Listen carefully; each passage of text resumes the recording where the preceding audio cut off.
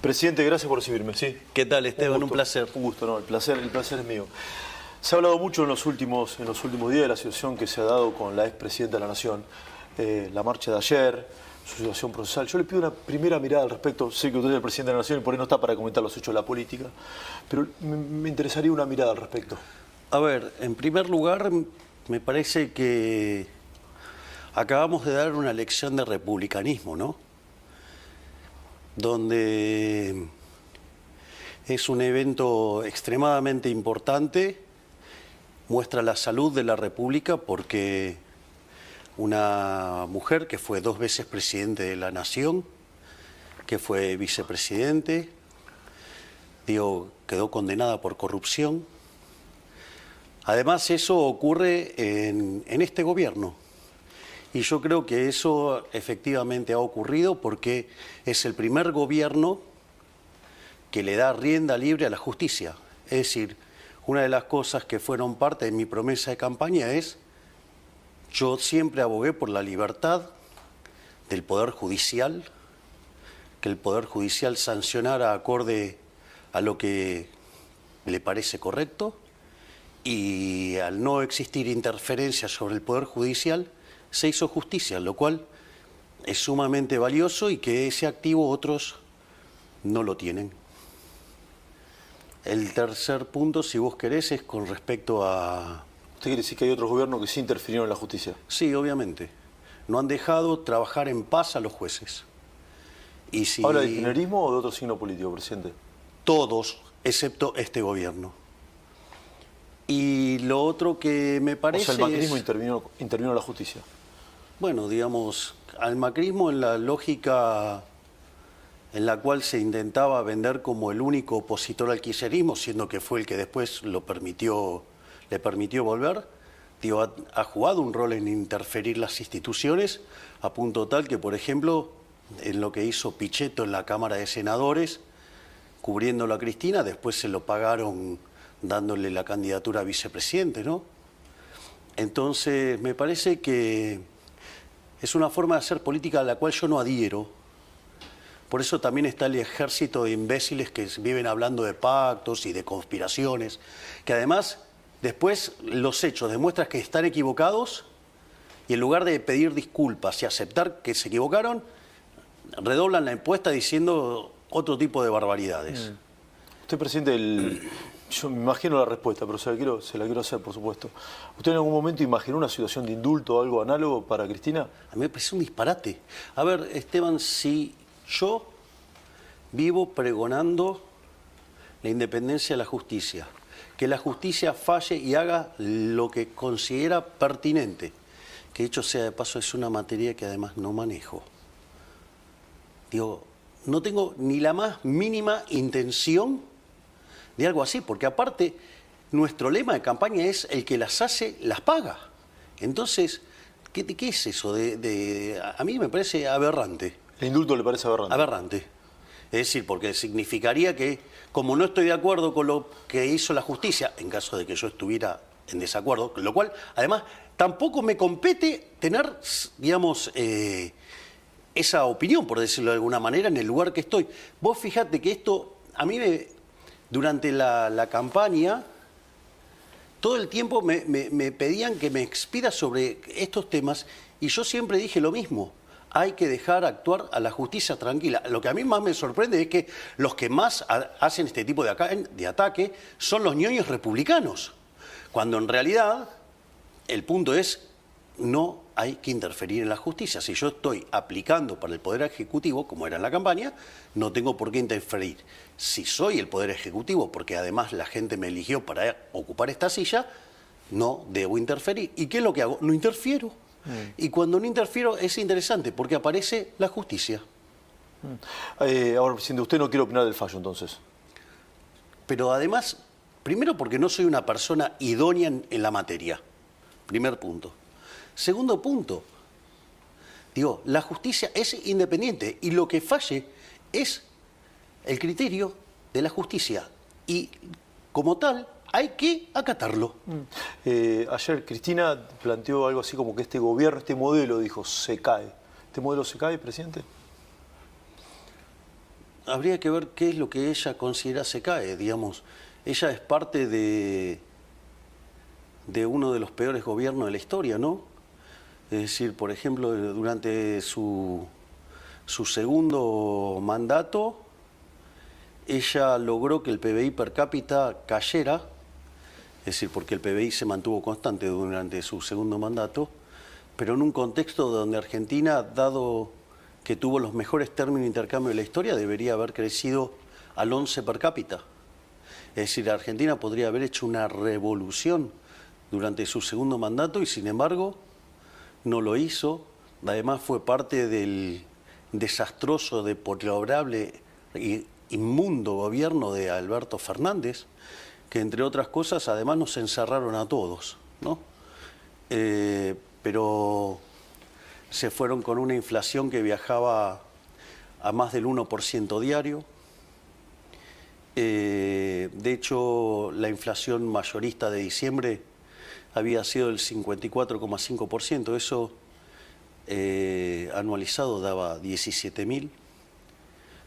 Y no sé, digamos, cómo... Digamos, lo que pasa es que ella, digamos, tengo dudas de sus conocimientos sobre derecho.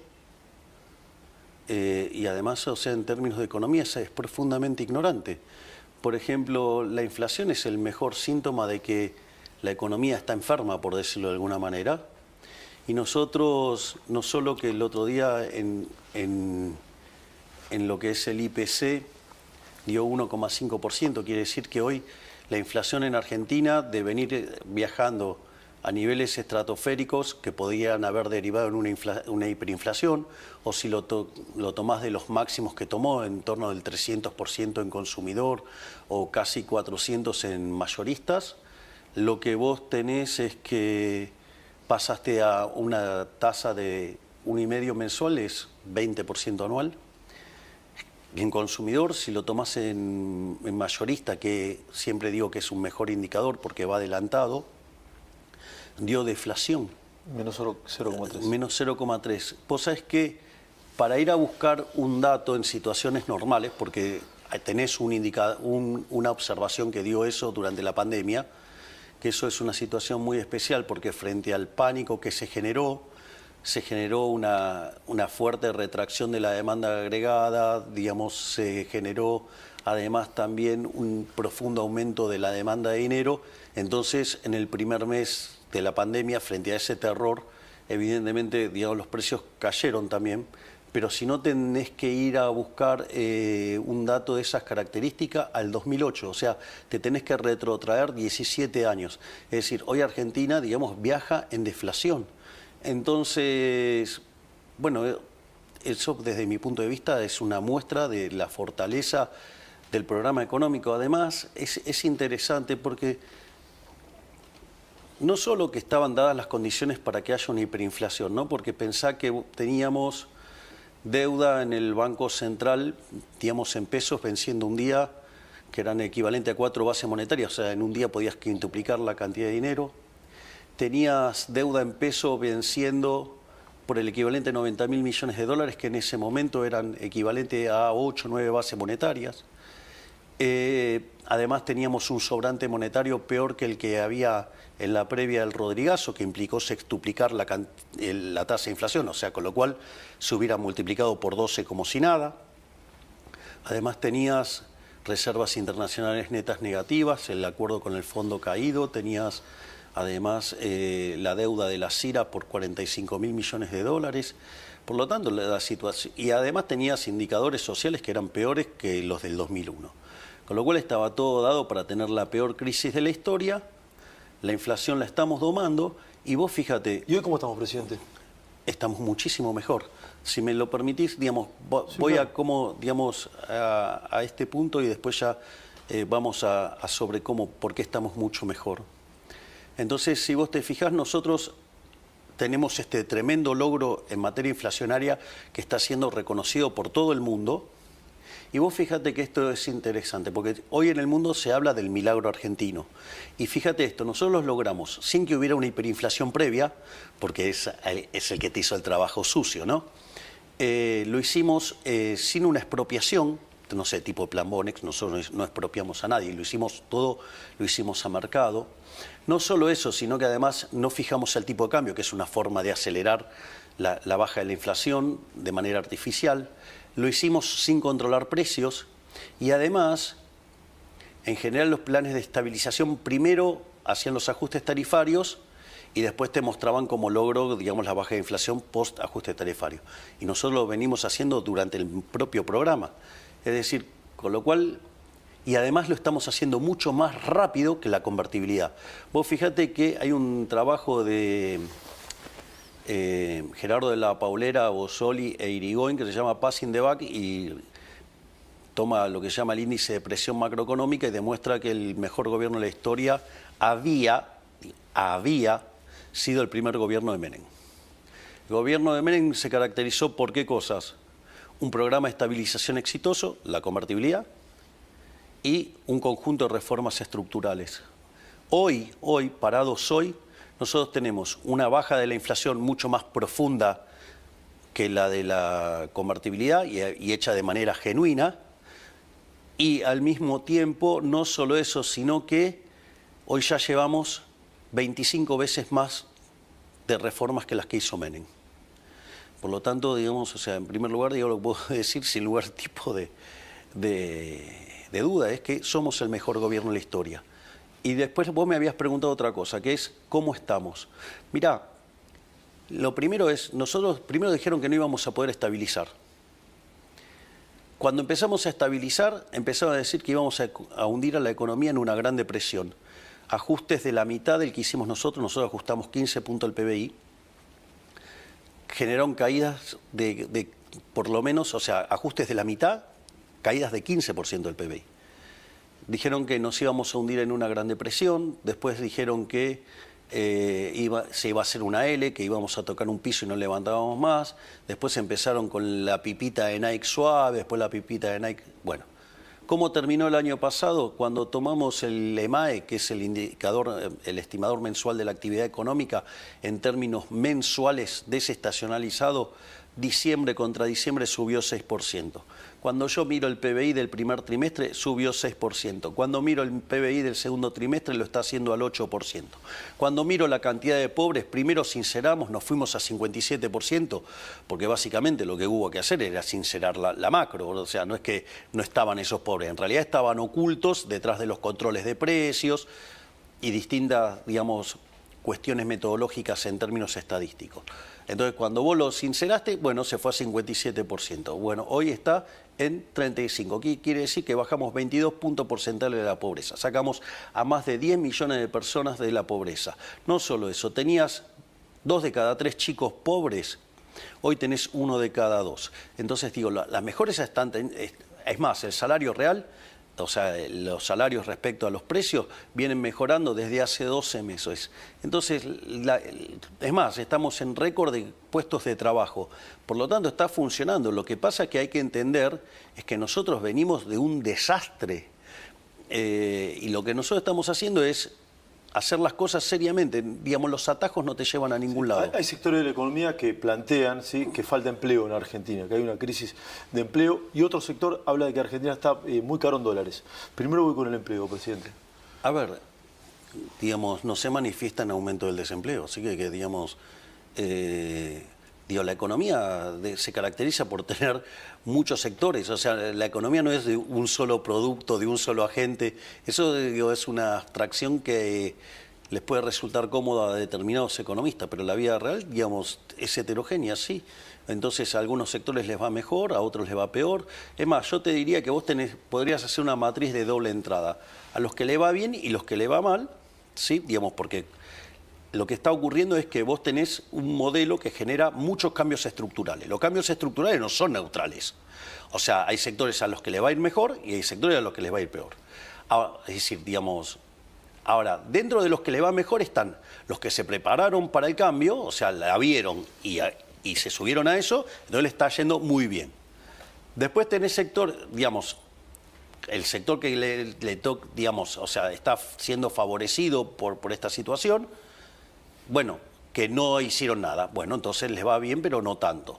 Ahora, después están los que digamos, en el cambio de estructura quedan relegados. La industria, por ejemplo, algunos sectores de la industria. Bueno, puede ser, digamos, en el fondo, digamos, vos estás generando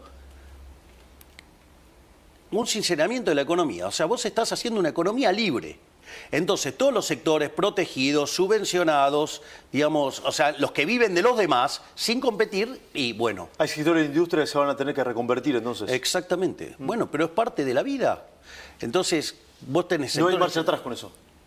Pero de vuelta, explícame por qué yo tengo que cobrarte impuestos a vos, a él, a él, a él, a todos los que están acá, para subvencionar a alguien que no hace bien su trabajo. Explícamelo por qué. Digo, porque vos si haces mal tu trabajo te echan, te aviso.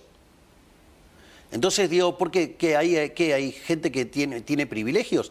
Entonces no, acá se compite, acá se compite. El que hace bien las cosas, le va bien. El que no hace las cosas bien, quiebra. Dejo el dólar para más adelante. Para competir, muchos sectores reclaman reforma laboral e impositiva. Sí, siempre piden algo. ¿Sabes qué? De hecho, nosotros hemos avanzado en la reforma laboral, digamos, tienen la potestad de poder negociar entre las partes. Después no lo hacen. Bueno, digo, o sea, también, ¿qué quieren? Digamos, o sea, yo no los voy a llevar de la mano. O sea, esta economía, la libertad, ¿sabes qué? Digamos, la libertad implica que vos podés hacer todo lo que vos quieras, mientras que no vulneres el derecho a la vida, a la libertad y a la propiedad de los demás. O sea, vale el principio de no agresión. ¿Ok? Ahora, así como vos te vas a poder apropiar del fruto de tu trabajo, también te tenés que hacer cargo de los costos. Sí, ahora, ¿son reformas a futuro esas o no? Nosotros ya hicimos 2.500 reformas, Esteban. Es decir, ahora, ¿que vamos a seguir? Sí, no tengas duda. Nosotros vamos a seguir haciendo reformas hasta convertirnos en el país más libre del planeta Tierra. Eso no tengas duda. Ahora, dicho eso, digo, también... tenemos que pasarlas por el Congreso, para algunas reformas tengo músculo, para otras no. Entonces, bueno, o sea, de vuelta, las cosas no son instantáneas. Ahora, el punto, y después también lo que veo es que, no sé, tenés que hacer, por decir algo, 1000 reformas, hiciste 999 y la importante es la que falta siempre.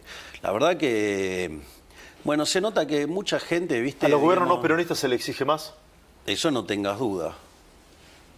¿Hay una vara distinta para medir al gobierno peronista y no peronista? Definitivamente. Sí. Recién le planteaba lo del dólar. ¿Argentina está caro en dólares? La pregunta es, ¿el tipo de cambio está intervenido? No, hay bandas. Flota. Flota. Ok, sí, ¿no? Sí. Te diría Josovich, Sí, ¿no? sí. Flota. Gritó más igual Josovich. Bueno, está bien, Sí. digamos, ok, digamos. Sí. Pero, ¿cómo es que está caro? Si el tipo de cambio es libre. El tipo de cambio es libre. Es decir, no se puede ser tan arrogante.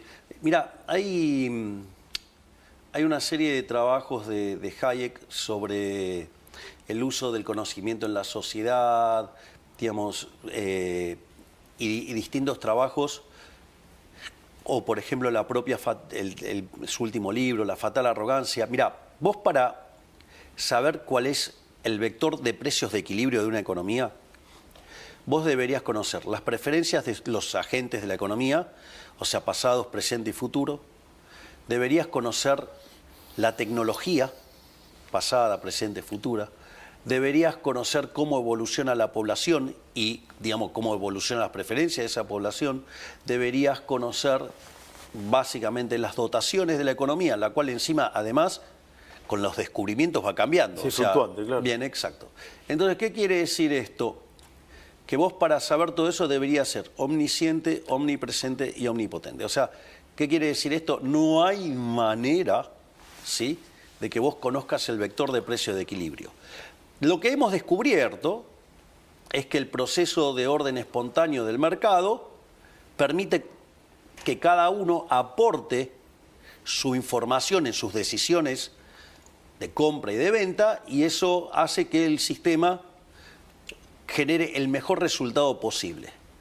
Pero, digamos, nadie conoce ese vector. Con lo cual, lo primero que te diría es, los que están diciendo que está caro, yo lo primero que le preguntaría es, che, ¿vos conocés el vector de precio de equilibrio de toda la economía? Si te dice que sí, sabes que es un chanta. El segundo punto es, che, si flota y es libre el tipo de cambio, digo, ¿quién sos vos para hacer un juicio de valor? ¿Qué es lo que me estás diciendo? Que todo el conjunto de individuos que participan en el mercado, o sea, tanto local como internacional, están todos equivocados y el único que sabe lo que es sos vos. O sea, y después, fíjate esto. Una cosa es el que opina, otra cosa es el que pone el bolsillo. Vos fíjate cómo los economistas le viven errando todo el tiempo a las previsiones de inflación y siempre el mercado está mucho más cerca, digamos, por lo que las tasas de inflación implícita en los precios de los bonos. ¿Qué quiere decir esto? Mira, yo te voy a decir algo. Yo el otro día hablaba con De Pablo, le dije... ¿Profe De Pablo? El profe De Pablo, sí, que había una frase que me parecía que era de él y él me dijo, no es mía, pero podría ser mía. Y la frase dice, el oráculo de Delfos daba consejos, pero no tomaba decisiones. La característica de este gobierno es un gobierno que toma decisiones. Y hay muchos que viven de opinólogos. Y la verdad que viven pifiándole, ¿no? Hay un sector de economistas de una fundación vinculada con el macrismo, con el PRO, que plantea tres grandes escenarios. Inversiones que no llegaron, una situación de empleo y una situación de empleo compleja, entre otras críticas. No sé si lo leyó o lo vio. No, ya cuando miré la primera definición de otro pifiador serial malintencionado como la Cunza, ya digamos, o sea, me causó tanta gracia la primera definición porque hablaba... Que no habían avanzado las privatizaciones también. No, bueno, yo preguntaría, ¿en qué privatizaciones avanzaron durante el gobierno de Macri? Porque de hecho ni siquiera lo postulaban como, no sé, me acuerdo, digamos, reportaje Marcos Peña y Esteban Bullrich diciendo no, que ellos abogaban por una aerolíneas argentina pública y eficiente. Yo les recuerdo es que yo mandé todo un conjunto de empresas para privatizar y que el Congreso de las casi 50 que me mandé... Quedaron 6, ¿no? Sí, 11 y parte es parcial, con lo cual, digamos, o sea, nadie quiere estar de socio del Estado argentino. Y sin embargo nosotros tomamos Aerolíneas Argentinas, digamos, no nos dejaron ponerla para privatización y a diferencia de todo lo que hicieron los demás, después de 18 años hemos logrado que genere ganancia. Y lo mismo hicimos con YPF, o sea, con lo cual... Digo, es muy interesante. Esos son los ñoños republicanos, usted habla de ñoños republicanos. Digo, son después digo que la gente los identifique solitos, o sea, son los tipos que hablan de la República y que cuando tuvieron, digamos, que estar en el poder, digamos, o sea, digamos, las instituciones las dejaron de adorno y los comentaristas políticos bien que se hacían los tontos. Pero a lo que voy es... porque hizo la primera reflexión es la estabilización no es suficiente. Bueno, lo primero que te diría es, ustedes no lograron estabilizar la economía, yo sí. Ustedes no lograron el superávit fiscal, lo amplificaron, ¿sí? Es decir, porque el equilibrio fiscal que alcanzaron no fue un verdadero equilibrio fiscal. Equilibrio fiscal es cuando vos tenés equilibrio en la línea financiera, es decir, después de pagar intereses. Y la realidad es que eso en el gobierno de Macri no se hizo. El ajuste lo empezó a hacer el mercado cuando vino la crisis, después de, digamos, bueno, la crisis empezó del 28 de diciembre del 2017 cuando se llevaron puesto al Banco Central. Che, eso no es muy republicano que digamos, ¿no? Digamos, la conferencia el 20 de diciembre o 17 de diciembre. 28 de diciembre del 2017, en la cual se llevaron puesto al Banco Central. O no sé, digamos, la ley de alquileres no es muy republicana que digamos, y tampoco es muy republicano, digamos, el impuesto a la renta financiera. A ver, yo lo que digo es lo siguiente. Yo, digamos, me parece que es más interesante armar un espacio donde podamos convivir en la ciudad de la libertad y avanzar contra los colectivistas que estar fijándome en estas diferencias. Entonces... ¿Y que sea violeta o amarillo es lo mismo? Todos los que quieran defender la ciudad de la libertad estamos en el mismo barco. Pero de vuelta, entonces yo veo estas críticas, es, digamos, el mismo Chanta de la Cunza cuando agarró y le puso un 4 a la política cambiaria de Argentina, cuando fue él el que restauró el cepo, ¿no? Es decir, digamos, hay que ser un poquito más humilde. Digamos, o sea, tenés que tener autoridad moral para opinar. Si vos pusiste el cepo, digamos, la verdad que ponerte a opinar sobre la política cambiaria es bastante... ¿Y quién tiene autoridad moral para hablar en Argentina de esos temas? en términos de resultados, Sí. nadie. Pifiaron todos. O sea, y lo más interesante es que todos los economistas le vienen pifiando todos y los únicos que acertamos somos nosotros. Sí. Hay algunos que aciertan, ¿sí? Hay gente que trabaja muy seriamente, como por ejemplo Ricardo Arriazu. Ricardo Arriazu al inicio desconfiaba, después cuando empezó a ¿Fue ver... crítico usted? Sí, pero después, digamos, se dio cuenta cómo venía la cosa y corrigió. Y digamos, hay otros economistas que también trabajan muy bien, digamos, o sea, el propio profe de Pablo, digamos. Bueno, Suchovich planteó también Claudio, que... bueno, Sí. Claudio es una persona muy razonable. Planteó algún tema de consumo también. Mira, yo creo, digo, si me lo permitís, Sí, voy por a ser supuesto. técnico. Sí, sí, por acá. supuesto. En mi otra vida, Sí.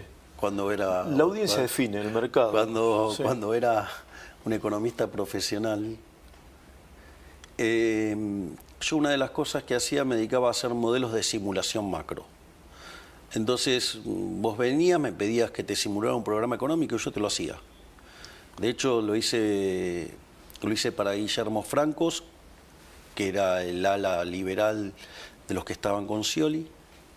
Lo hice para Carlos Melconian cuando estaba para la candidatura de Mauricio Macri, cuando después llegó a ser presidente. Y lo hice también para Guillermo Nielsen, que en ese momento estaba con Massa.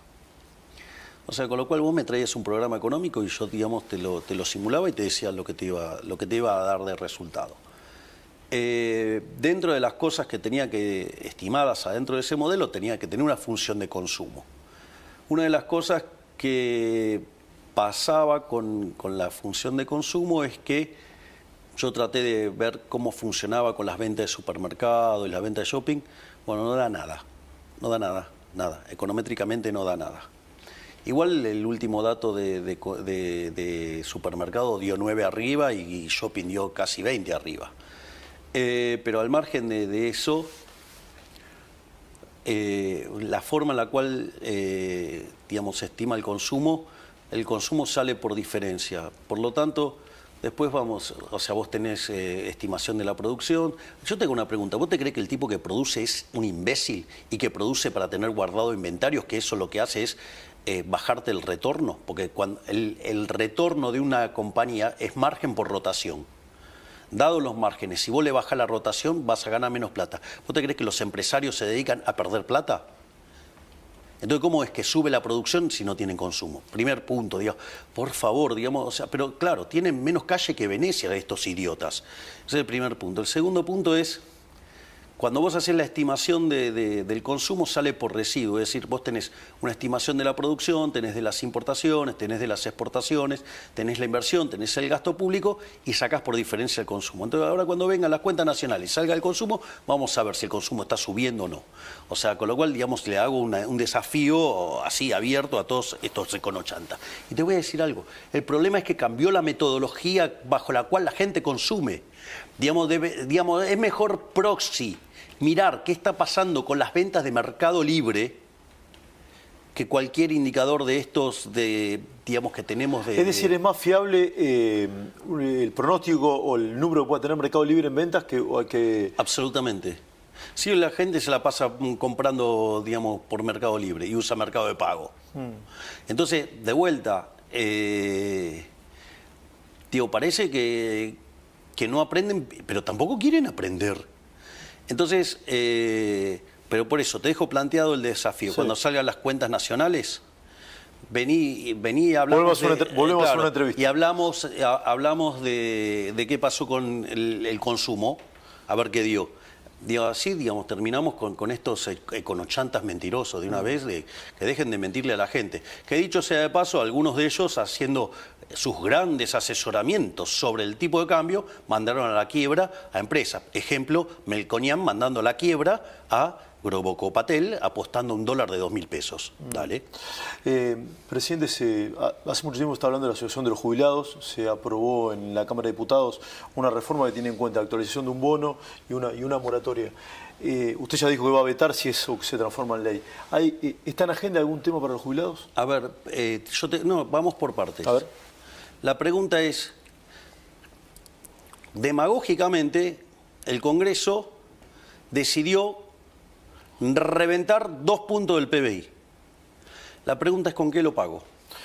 Moratoria y actualización son 2 puntos del 2 PBI. puntos del PBI. Es decir, nos exterminan el equilibrio fiscal. La pregunta, o sea, y lo hacen a propósito. ¿Vos te crees que no saben que, digamos, ya digamos, está probado que el modelo funciona? Lo que pasa es que están tratando de romper al gobierno.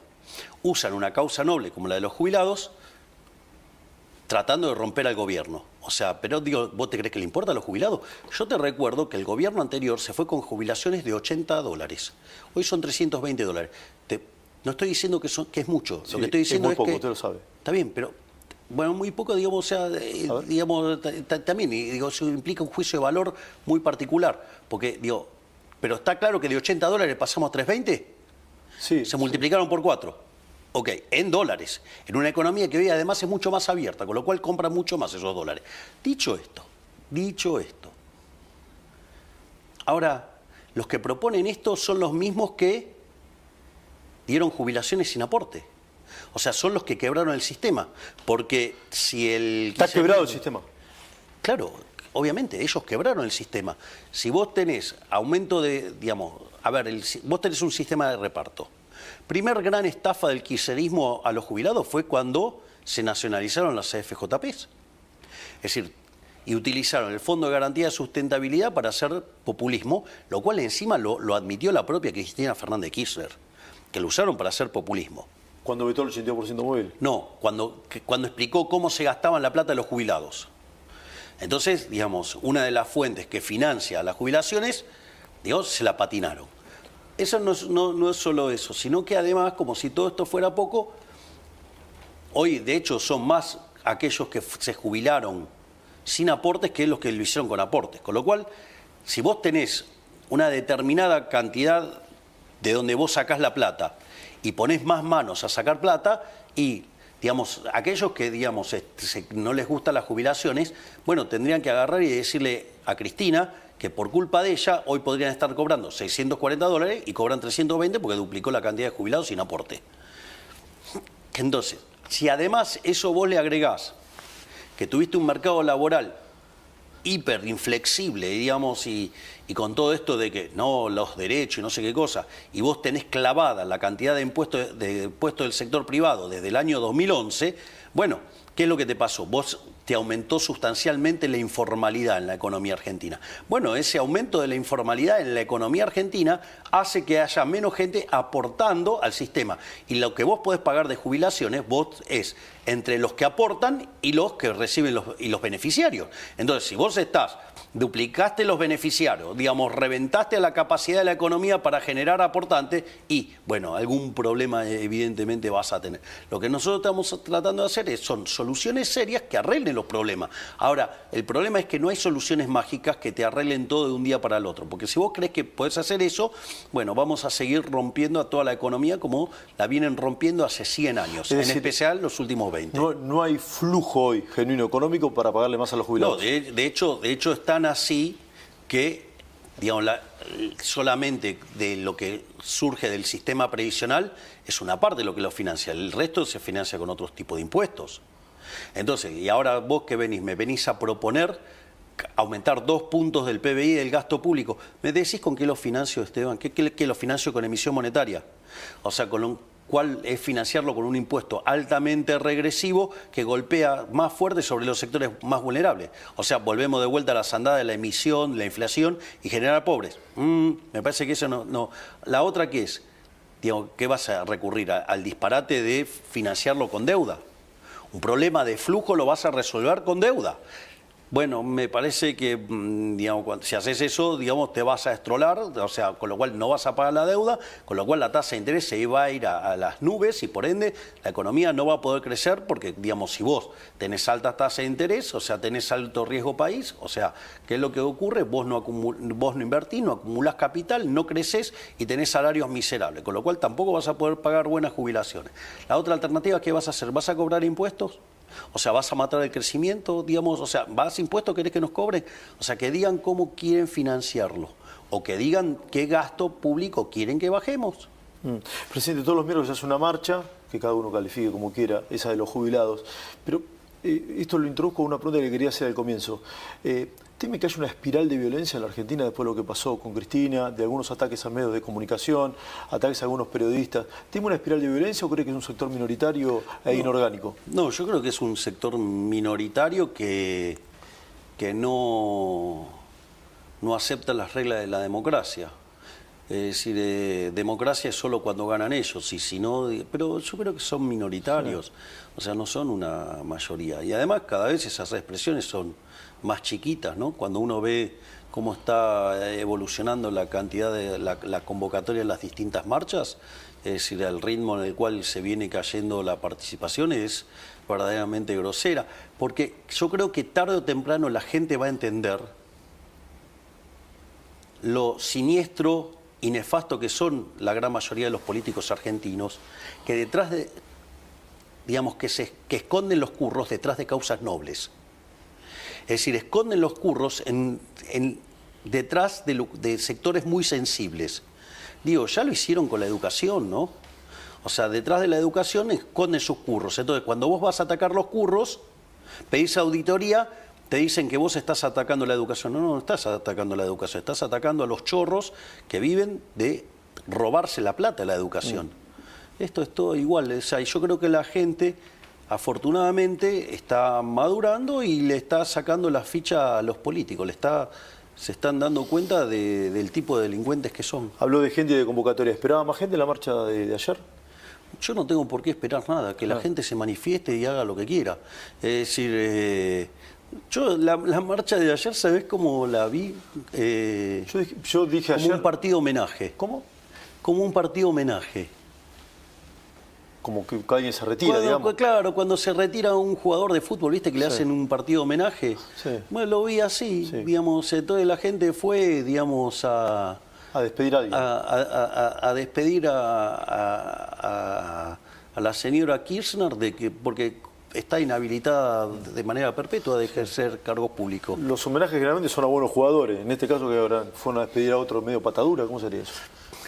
No, porque si vos te fijás a la declaración de la gente, que esto es otro de los grandes daños que hizo el kirchnerismo, que es el daño cultural, que es el daño en los valores éticos y morales de la sociedad.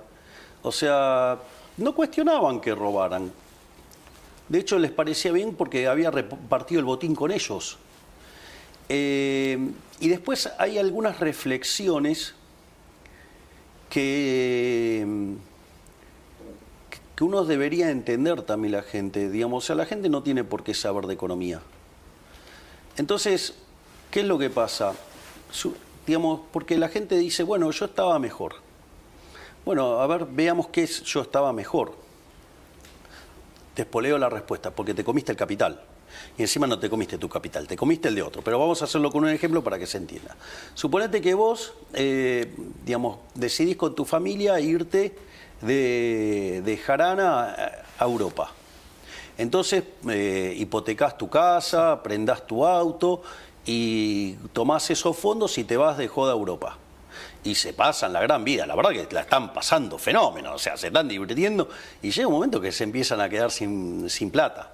Entonces, digo, se tienen que volver porque ya no tienen, se están quedando sin combustible. Cuando vos volvés a la Argentina, ¿qué te pasa? No tenés trabajo, digo, porque te estuviste afuera, perdiste tu trabajo, no tenés ingresos y el banco te va a ejecutar la hipoteca y la prenda. Con lo cual vas a volver y se van a quedar todos en la calle. Y sin auto. Claro, bueno, por eso, sin calle y sin casa y sin auto. ¿Cómo claramente vos podrías decir, antes estabas mejor? Sí, claro, te estabas consumiendo el capital. Entonces, cuando te consumís el capital, te pasa eso. Antes estaba mejor, sí, porque te consumiste el capital. Ahora, eso, digamos, en ese caso, de última, vos tomaste malas decisiones, vos pagás el costo, no pasa nada. Acá el problema es que esta gente se estaba yendo de joda por todos lados y la cuenta la pagaba el vecino. Entonces, eso además generó también la resistencia que hay contra el kirchnerismo. ¿Por qué? Porque le robaba a uno para dársela a otro y obviamente en el medio se quedaban cosas, el auténtico, el que reparte se queda con la mejor parte. Todo pareciera indicar eso. Entonces, o al menos la justicia dijo eso. Entonces, dicho esto, por eso la gente siente que estaba mejor, digamos, pero hay que explicarle. Ahora, ¿qué es lo que pasa? Vos te comiste el capital. Al comerte el capital, la relación capital-trabajo de la economía baja. Al bajar la relación capital-trabajo de la economía, la productividad es menor y por ende los salarios son menores. El problema es que Argentina, digamos, es una economía que se empobrece. Ahora, ¿y cuánto hace que hace esto? Hace 100 años que hace esto, donde en los años del kirchnerismo fue muchísimo más violento. Pero esto, digamos, no es nuevo. O sea, lo que pasa es que eso es lo que hay que entender, cómo devastaron la economía, descapitalizaron la economía. Es más, se vivían jactando del consumo. Bueno, jactarte del consumo implica, ¿sí?, que vos no estás ahorrando. Y si vos no ahorrás, no invertís. Sí, vuelvo, si me permite, vuelvo sobre la violencia, porque se dijo de usted autoritario, nazi y un montón de otras improperios en muchas de estas marchas. ¿Cree que hay consenso social para la violencia o, insisto, es un grupo menor? No, yo creo que son un grupo minoritario. Son una minoría ruidosa. Y cada vez son menos. Cada vez son menos. Sí. ¿Quién cree que es su rival político? Yo no miro la política en esos términos. O sea, a mí me llama la atención, digamos, de gran parte de los analistas políticos locales que parecieran vivir en la edad de piedra. O sea son neandertals. Yo no miro la política en esos términos. O sea, yo miro esto como un trabajo, Esteban. Sí. A mí me dieron un job description. Mi job description era bajar la inflación y terminar con la inseguridad. La inflación la estamos aniquilando. La inseguridad tenemos los niveles más bajos de la historia. Listo, yo, digamos, estoy haciendo mi trabajo. O sea, yo lo que tengo que hacer es, yo ¿sabes qué hago? Le hago delivery a la gente. ¿Cómo es eso? Claro, de vuelta, cuando nosotros empezamos éramos un montón de promesas. De hecho, nosotros teníamos un programa de gobierno muy ambicioso, porque no es que teníamos un gobierno, que de hecho todo el mundo decía que era imposible. Bueno, nosotros no solo estamos demostrando que es posible, sino que además nosotros hoy ya, a 1 año y medio de gobierno, sobrecumplimos todas las promesas de campaña. Fíjate esto, nosotros hablamos de motosierra para el equilibrio fiscal. Nosotros creíamos que íbamos a alcanzar el déficit cero en el primer año de gobierno. Todos decían que era imposible. Sin embargo, nosotros lo conseguimos en el primer mes de gobierno. Nosotros dijimos que íbamos a ir a un caso de competencia de monedas y que eso podría generar un proceso de dolarización endógena. Bueno, eso ya está ocurriendo desde septiembre del año pasado. No solo eso, bueno, liberamos el cepo, que decían que era imposible de liberar. Después, por ejemplo, en lo que tiene que ver en política de seguridad. Seguridad interior, o sea, el Ministerio de Seguridad, Patricia Bullrich. Tenemos los indicadores más bajos de criminalidad de la historia. O sea, estamos sobrecumplidos. En materia de defensa, ¿sí? O sea, seguridad respecto a otros países. El programa de reequipamiento que ha hecho el ministro Petri es el más grande de la historia argentina, el más grande de los últimos 50 años. ¿Sabía que hoy Argentina es la 23ª potencia militar mundial? No lo sabía. Pensé que no estaba ni entre los 100. ¿Qué dato, no? O sea, bueno, digo, gestión Petri. Entonces, ¿qué más, digamos, me comprometí? Me comprometí en una política internacional alineada con Occidente, donde determiné que mis dos grandes socios iban a ser Estados Unidos e Israel. Y usted mira mi política internacional, es bien consistente ya con le quiero eso. preguntar por la gira y la situación que se está dando entre Israel e Irán, pero quiero volver sobre esto. Usted varias veces manifestó la idea de ir por su reelección, ¿sí? ¿Esa idea está firme? Esa idea está, digamos, sí, digamos, si la gente lo avala. Sí. O sea, hay que pasar por las urnas. Sí. ¿Y usted qué lee de la temperatura que hay en la sociedad? Esteban, yo no tengo que mirar nada, yo tengo que hacer mi trabajo y después lo someto a evaluación de la gente. O sea, yo no estoy en la politiquería, en a ver si chicaneo a tal político, sí. Yo trabajo. O sea, usted no levanta el teléfono de un diputado para llamarlo por una cuestión u otra, o de un concejal, o... ¿Para qué? Entonces, para hacer política. No está en su ADN. No está en mi ADN. Ahí voy a hacer una aclaración también, porque esto es interesante. El gobierno tiene 3 líneas de acción. Tiene la gestión, tiene la política y tiene la batalla cultural. En la gestión, yo estoy involucrado muy activamente en 5 de 8 ministerios. O sea, yo estoy muy involucrado con el Ministerio de Economía, digamos, o sea, donde además con el ministro Caputo tengo una relación simbiótica, directamente simbiótica, además de la relación fabulosa que tengo con un gigante como es José Luis Daza o Pablo Quirno. Es el equipo de Caputo. Sí, bueno, está bien, pero Pablo Quirno, junto a Santiago Bausili, presidente del Banco Central, es el arquitecto de arreglar el déficit cuasi fiscal, que eran 10 puntos del PBI. Vamos, ey. O ese gigante que tenemos de secretario, digamos, que es Guberman, ¿sí? Digamos, que se encarga de mirar los números. Sí. Los 5 ministerios son economía. Pues bueno, por eso. Después, está claro que Cancillería, digamos, yo digo, a eso le pongo el cuerpo activamente, me demanda mucho, pero bueno, hemos puesto a Argentina en el mapa mundial de una muy hermosa manera. Después, con otro ministerio que trabajo muy duramente, es con Capital Humano, que es una de mis invenciones. O sea, el mundo admira nuestro trabajo de Capital Humano. El propio Papa, el León XIV, ha ponderado el trabajo de Sandra Petovelo y ha pedido, digamos, que interactúe con los responsables de políticas sociales del Vaticano para que, digamos, intercambien experiencias. No solo eso, digamos, el Ministerio de Desregulación, otra de las criaturas que he inventado, digamos, donde Sturzenegger, digamos, hoy, digamos, es un referente mundial por la tarea enorme que estamos haciendo, donde estos 2 ministerios son 2 ministerios pura y exclusivamente aplicados a generar crecimiento económico. Y ¿cómo es? Digamos, ahí, digamos, o sea, también, digamos, hay una... Y seguridad, me imagino. Bueno, con la doctora Bullrich yo me junto una vez cada 2 semanas. O sea, trabajamos de una manera... Bueno, es impresionante lo que acaba de hacer ahora, que vendría a ser una suerte del FBI argentino. O sea, digamos, es una ministra excepcional. Yo digo, solo tengo palabras de admiración y sobre todas las cosas de agradecimiento con la ministra Bullrich. Sí, presidente, hablaba de la gestión. No, pero espere, sí, a ver. Claro, pero no, quiero aclarar porque después, porque yo suelo mencionarlos menos a los 3 ministros que restan, pero es porque no sé del tema. Es decir, la realidad es que Mariano Cunha Libarona hace un trabajo espectacular en justicia, pero no soy una persona idónea en términos de derecho. Bueno, si de derecho no soy bueno, imagínese en temas de salud, digamos, Mario Lugones hace un trabajo fenomenal y yo no sé el nombre ni de los huesos. El otro día fui a una reunión y dije, me enteré que la primer cervical se llama Atlas. O sea...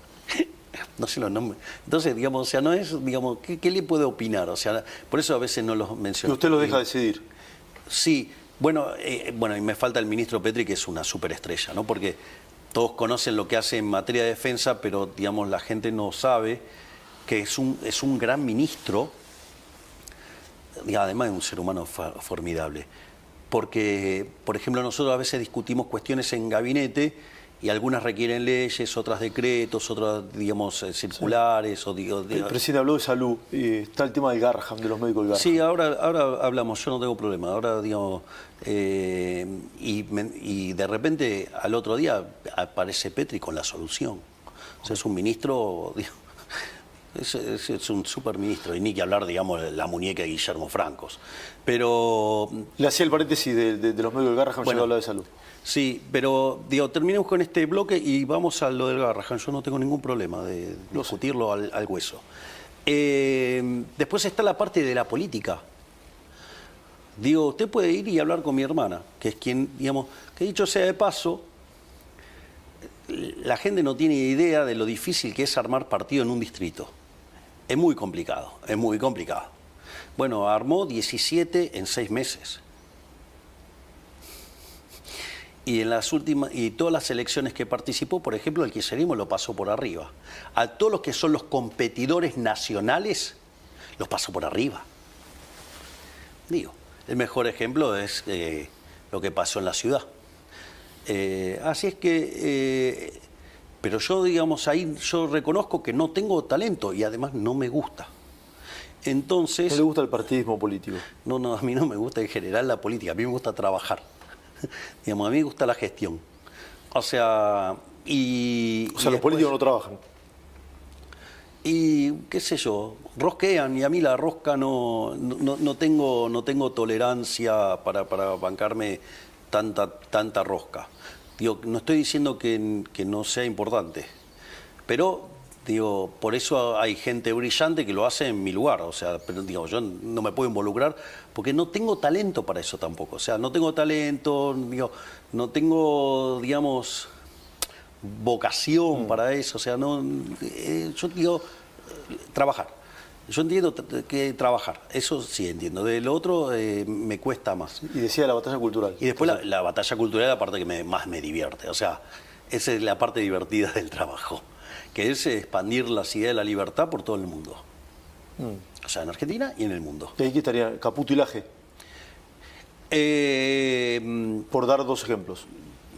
Bueno, Agustín es un gran pensador, pero también hay que destacar el rol de Axel Kaiser, hay que destacar el rol de Adrián Rabier. Digo, la verdad que lo que están haciendo en Faro es algo verdaderamente muy bueno. O sea, y después, digamos, con Santiago Caputo, digo, igual que mi hermana, son parte del Triángulo de Hierro. O sea, no se rompe ese triángulo. Digo, a ver, ¿usted cambiaría equipo que gana? Yo no. Y bueno, ¿por qué pretende que yo lo cambie? No, yo no pretendo nada. Yo tampoco sé gestionar absolutamente nada. Sí, presidente, le preguntaba de los medios del Garrahan y su situación. Entonces vamos por parte. Primer punto. Nosotros le incrementamos los recursos al Garrahan un 240%. Muy por encima de todos los que dimos a otros lugares. Por lo tanto, o sea, nosotros no decimos que nos importa el Garrahan. O sea, lo manifestamos en hechos, poniendo plata. 240% aumentó la partida del Garrahan. Primer punto. Segundo punto. En el caso del Garrahan, usted tiene que en hospitales equivalentes, 2/3 de la nómina son médicos y 1/3 es administrativa. En Argentina, 70% de la nómina es administrativa. Es decir, usaron una causa noble e importante como la del Garrahan para esconder militantes políticos. Es decir, que es lo que nosotros pretendemos, es un control biométrico de quiénes van y quiénes no van. Porque esa sobreplanta administrativa es la que le quita recursos a los médicos. Ese es otro punto. Otro punto también muy importante. ¿La plata de ese ahorro va a ir a los médicos? Obviamente, para eso está hecho. No es que vamos a achicarle la partida, es el ahorro que hacemos de sacar los que no trabajan, darle la plata a los que sí trabajan. Ese es otro punto. Después, otro punto más que es importante es el tema de las residencias.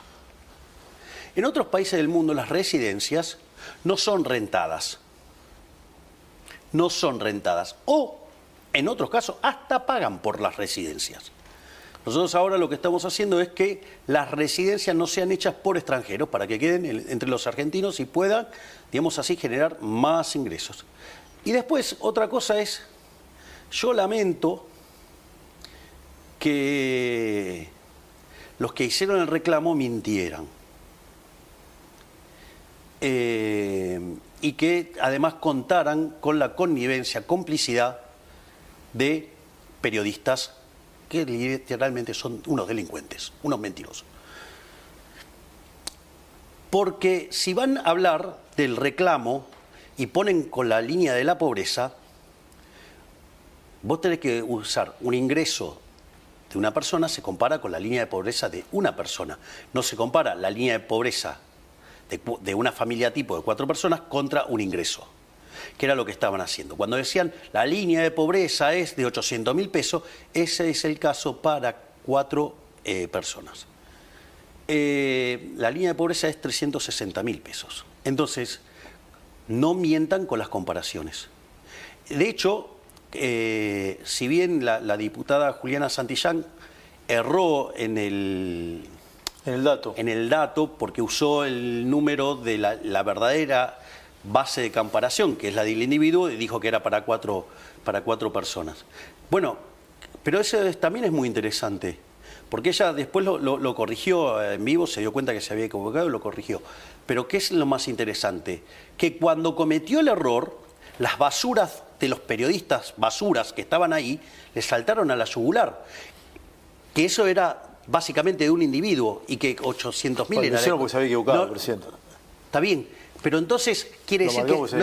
quiere decir que esas basuras que ofician de periodistas sabían el número y cuando la persona del Garrahan estaba mintiendo... No lo tenían tan presente. No lo dijeron. No, ¿cómo? Si lo tenían presente para saltarle la yugular a la diputada Santillán, los mismos periodistas, digamos, no lo tenían presente cuando la persona del Garrahan... no tenía presente el número finito. La persona del Garrahan mentía. No, ¿cómo? Digamos, a ver, si vos lo sabías el número en el mismo momento para saltarle a la yugular a la diputada Santillán, ¿por qué no le saltaste a la yugular a las personas del Garrahan que estaban ahí mintiendo con el número de pobreza? Digo, hagamos un acuerdo de que dentro de... Así como yo digo que dentro de la profesión de economía está lleno de delincuentes, ¿sí? Bueno, hagan un mea culpa de los impresentables que tienen en sus filas, vamos. Digo, mienten, calumnian, injurian, digamos... porque esos son los que ensucian al resto del periodismo. Sí, presidente, es un tema para hablar. Son el 90% aparte, los que hacen todo este tipo de aberraciones. Parece insólito, pero tenemos que ir cerrando. Pero no es porque no quiera hablar de esto, pero le quiero, porque si no Adorni me va a matar. Y me hace así, corta, pelado. Pero no me lo dice por el tema, sino porque, por un tema de tiempo. No puedo dejar de hacer esta entrevista sin hablar de Israel. Usted volvió de aquel país, no bien se inició el bombardeo hacia los puntos estratégicos de Irán. ¿Cómo está esa situación y cómo lo está haciendo el gobierno? A ver, yo quiero que... acá hay que hacer varios puntos. Primer punto. Yo soy un aliado de Israel. Entonces, pero quiero que la gente entienda qué es lo que está pasando. Primer punto. Israel acepta que existan otros países. Eso es cierto. Irán no acepta que exista Israel. La verdad. Primer punto. O sea, digamos, usted tiene un caso de un país que quiere exterminar a otro. O sea, Irán es una teocracia que quiere exterminar al único país, a la única democracia libre de Medio Oriente. Los quiere exterminar. Entonces, digo, usted es muy difícil querer negociar con alguien que lo quiere exterminar. Primer punto. Segundo punto. Hay un elemento muy importante acá, y es que Israel, está dando la batalla de Occidente. Si usted se fija, digamos, a Israel no solo lo ataca Irán, sino que también los atacan los terroristas, llámese Hezbollah, Hamas, los Houthi, sí, digamos, o sea, todos atacan a Israel. Pero al mismo tiempo Israel también es atacado por la izquierda. Esto es muy importante porque hay toda una demonización de Israel y muy especialmente de mi queridísimo amigo Benjamín Netanyahu. ¿Sí? Y voy a explicar por qué, porque esto también es de una gravedad enorme. Porque los medios mienten abiertamente. Yo le voy a explicar algo. A Israel en el fondo lo atacan por dos cuestiones. Lo atacan los teocráticos porque lo quieren hacer desaparecer. Y lo ataca la izquierda básicamente porque Israel, en el fondo, son las bases del sistema capitalista. La base moral del capitalismo es la cultura judeocristiana. Entonces, el ataque a Israel tiene que ver con derrumbar los valores de Occidente y derrumbar el capitalismo. Por eso usted va a encontrar a la izquierda aliada con la teocracia. Y por eso lo quieren exterminar a Israel. Es decir, son socios ocasionales, o sea, la izquierda, digamos, y las teocracias en contra de Israel. Uno porque lo quiere exterminar, porque no quiere que exista, y el otro porque, digamos, quiere destrozar el capitalismo. Como parte de esa estrategia, la demonización de la izquierda, ¿sí?, lo que busca hacer es generar una sensación de que que Israel sea como una suerte de leproso, ¿sí?, al cual todos se les alejan. Digamos. Entonces, ¿Y eso por qué lo hicieron? Porque Irán en paralelo se estaba armando y se estaba desarrollando como potencia nuclear. Usted imagínese que si se desarrolla Irán como potencia nuclear, el mundo está en problema. De hecho, el primer ministro alemán lo dijo con claridad. Israel está haciendo el trabajo sucio que no hacen otros. De hecho, atentó contra la Argentina. Claro, a ver, Israel, obviamente, 2 veces, 2 atentados. AMIA, sí, Embajada de Israel. 114 muertos, vamos. O sea, es un enemigo de Argentina, vamos. Irán es un enemigo de Argentina, sin duda. Claro, sin duda. Y la pregunta es, ¿en qué gobierno se declaró a Hezbollah como terrorista, a Hamas como terrorista? ¿Quién lo hizo? El kirchnerismo, Cristina Fernández de Kirchner. No. Nosotros los no, declaramos perdón, terroristas. el memorándum pensé que me decía. No, sí, claro. Nosotros firmamos otro memorándum con Israel. Exacto. Ahora, y Cristina va a tener que ir a dar explicaciones a la justicia por el memorándum con Irán. Digamos, y no sé si nos constituye traición a la patria, porque pusieron 2 bombas en Argentina. Entonces, ahora, discúlpeme pero que me interrumpí, eso es clave. Lo que Argentina, durante su gobierno, puso en el listado de agrupaciones terroristas digamos, sí, claro, a Hezbollah y a Hamas. Ahora, pero esto no es menor. Fíjese cómo además se da la guerra. Si usted se fija, si Israel no tuviera la cúpula de hierro, hoy tendría más de 1 millón de muertos. Fíjese que Irán ataca objetivos civiles en Israel. Y sin embargo, ¿qué noticias usted encuentra de Israel contra, digamos, Irán? Son todos altos mandos, son todos ataques quirúrgicos. Entonces, no solo eso, digamos, o sea, yo quiero ponderar la forma, la hidalguía y el honor con el que pelea Israel. Israel ataca objetivos militares y el rival, no solo que estaba desarrollando armamento nuclear para eliminar a Israel, sino que además ataca objetivos civiles. Sí, bombardeó un hospital en las últimas horas. Bueno, entonces, fíjese, Israel ya nos salvó de Irak en 1981. Israel nos salvó de Siria en el 2007. Y ahora lo está haciendo de vuelta. Israel, digamos, está salvando la cultura occidental. Es decir, entonces, no podemos errar de esta manera. Pero claro, digo, lo políticamente correcto, los que están del lado de la izquierda. Y la izquierda quieren romper a Israel porque es atacar los valores judeo-cristianos que son la base del capitalismo. Sí. Presidente, si seguimos la entrevista, Adorni me mata, cosa que no quiero. Bueno, no, digo, si quiere se lo tranquilizo y le sigo contestando lo que quiera. Es súper interesante. Puedo seguir contestando lo que quiera, digamos, a pesar de que se enoje Adorni, que es un gran ser humano. Ni robarle su tiempo muy valioso. Presidente, gracias por haberme recibido, siempre es un honor. Por favor, es un placer. Es un honor para mí. Gracias por esta nota, Esteban. Gracias. Gracias. Sí, gracias. Señor Presidente de la Nación.